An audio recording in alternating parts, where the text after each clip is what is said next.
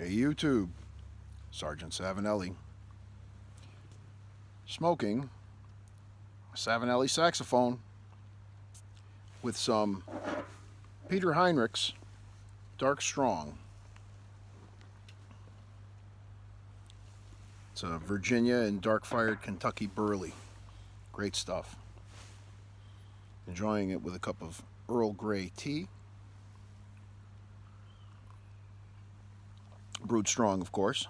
I'm going to do a video about Earl Grey soon, hopefully.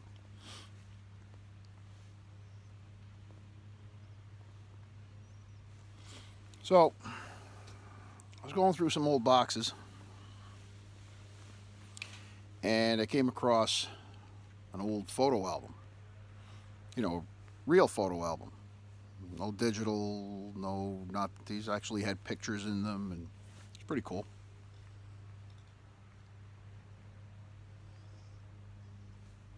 And I came across an old photo taken in my parents' home of me when I was about 10, 11 years old.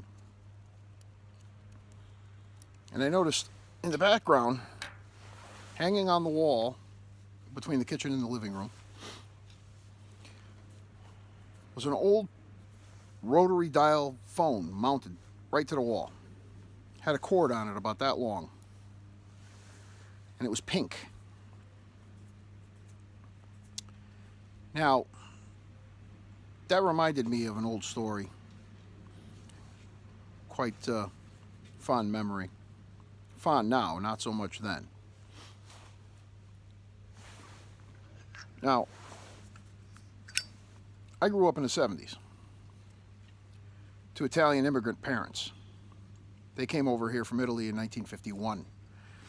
And it seemed like no matter how long they stayed here and how long they did what they did and interacted with Americans, there were certain traditions and certain ways of life and certain values and principles that they were just not going to let go.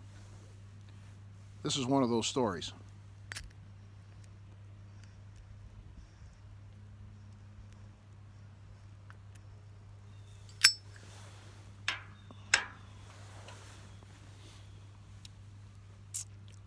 So growing up in the 70's in my household, there were certain things that were just taken for granted, that were just a given. You know, things that you didn't question. One of those things was the use of the telephone.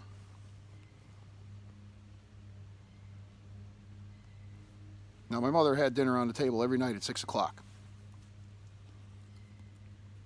When that pan hit the table, that commenced family time and put an end to just about everything else.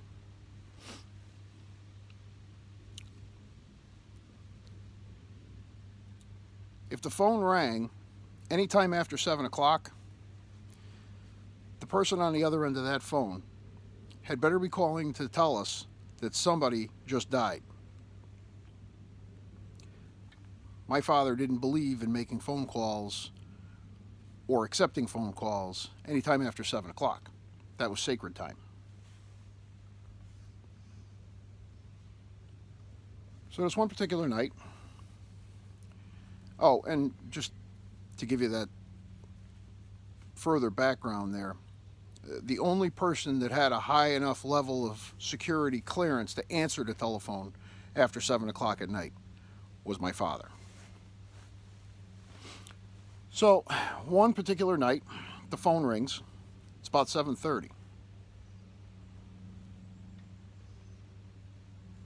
Dad answers the phone. Conversation goes something like this. Hello. Now, if just the hello didn't make the person on the other end hang up the phone, very shortly they would have wished that they had.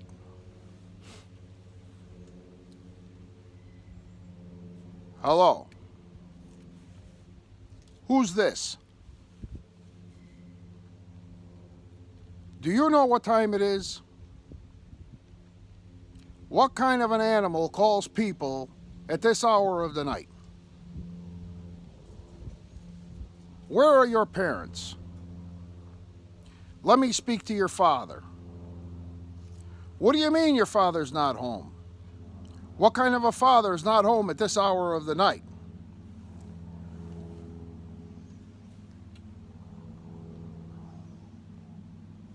Now, I'm sitting in the living room about 10 feet away from all of this, thinking to myself, boy, am I going to catch it when he gets off that phone.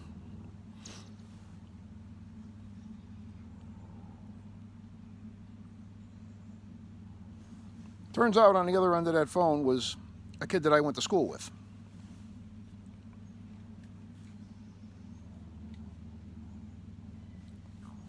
And the onslaught of the federal investigation that my father was mounting against this kid continued for about 2 more minutes before he finally hung up the phone with a glaring, "And don't you ever call here again at this hour of the night." Boom! And the phone got hung up pretty hard. I'm thinking, oh boy, here it comes.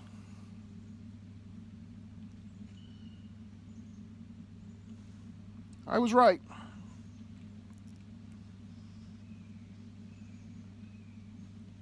Our conversation started with, what kind of an animal calls people at this hour of the night? I don't know, Pop. Who was it? He tells me. What kind of people are these? They're just people, Pop.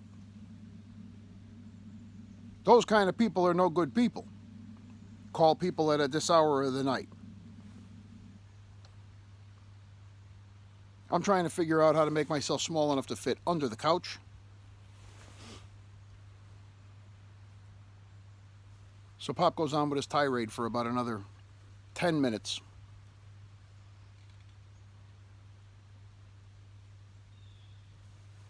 And then I had a brilliant idea. The light bulb went off. Bing! And I say to Dad, you know, Pop, I had a long day at school today. I think I'm going to go to bed. And he says, that's a good idea. And that was the end of the conversation for that night. Next day in school, I caught it again from the kid who had called.